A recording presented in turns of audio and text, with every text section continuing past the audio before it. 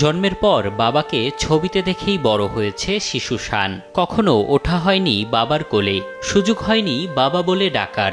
10 বছর ধরে শুধুই দেখেছে মায়ের কান্না। দীর্ঘ সময় গুম থাকা বেশ কয়েকজন পরিবারের কাছে ফিরে আসার পর বাবার সন্ধানে ছবি হাতে আয়নাঘর খ্যাত ডিজিএফআই কার্যালয়ের সামনে এসেছে শিশু শানও।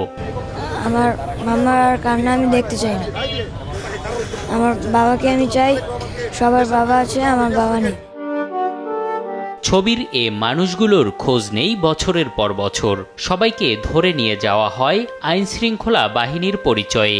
এ নিয়ে প্রশাসনিক সহযোগিতা দূরের কথা, নিখোঁজের বিষয়ে জিডি পর্যন্ত নেয়নি অনেক থানা।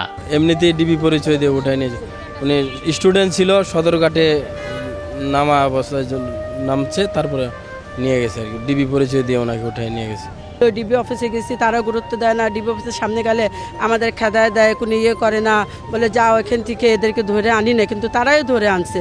যখন আমরা খুঁজতেছি তখন আবার এমপি রাজু এবং তার ছেলে পার্থর হুকুমে আবার পুলিশ আমাদেরকে ধরে নিয়ে যায়। আমরা তিনজন স্বজন আর লোকের আবার পাওনি সে পুলিশে গুলি করে। স্বজনদের ধারণা ডিজিএফআই কার্যালয়ই শেখ হাসিনা সরকারের নির্যাতন সেল বা আয়নাঘর। সরকার পতনের পর গভীর রাত পর্যন্ত অপেক্ষায় স্বজনরা। তাদের কান্না আর আহাজারিতে ভারী হয়ে আছে চারপাশ। আমার ছেলে ইঞ্জিনিয়ার। ভিন্ন দলের রাজনীতি বা অন্যায়ের প্রতিবাদ করতে গিয়ে গুম হতে হয়েছে বলে দাবি তাদের। আমাদের পুরো পরিবারটা ধ্বংস করে দিয়েছে। আমরা কোথাও বিএমপি করছি, এইটাই তার ছিল অপরাধ। থানা পুলিশের কাছে গেছি, আমার রাঙ্গুনিয়া থানায়, আমার চট্টগ্রাম রাঙ্গুনিয়া থানায় গেছি, তখন আমার কোনো ওরা সাহায্য করে নাই।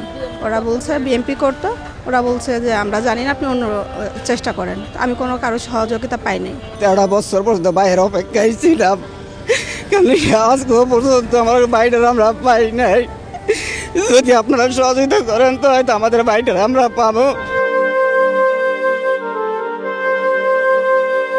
নিখোঁজের 8 বছর পর জামাতের সাবেক আমির গোলাম আজমের ছেলে সেনাবাহিনীর সাবেক ব্রিগেডিয়ার জেনারেল আব্দুল্লাহিল আমান আজমির মুক্তি নতুন আশার আলো জ্বালিয়েছে গুম হওয়া মানুষের স্বজনদের মাঝে। বন্দি মুক্তির সাথে আয়নাঘর বন্ধের দাবি স্বজনদের। আর নতুন করে নতুন কোনো নামে যেন তৈরি না হয় নতুন কোনো বন্দিশালা বা টর্চার সেল। স্বাধীন দেশে প্রতিটি নাগরিক যেন থাকতে পারে স্বাধীনভাবে। এম এ আজিম, দেশ টিভি, ঢাকা।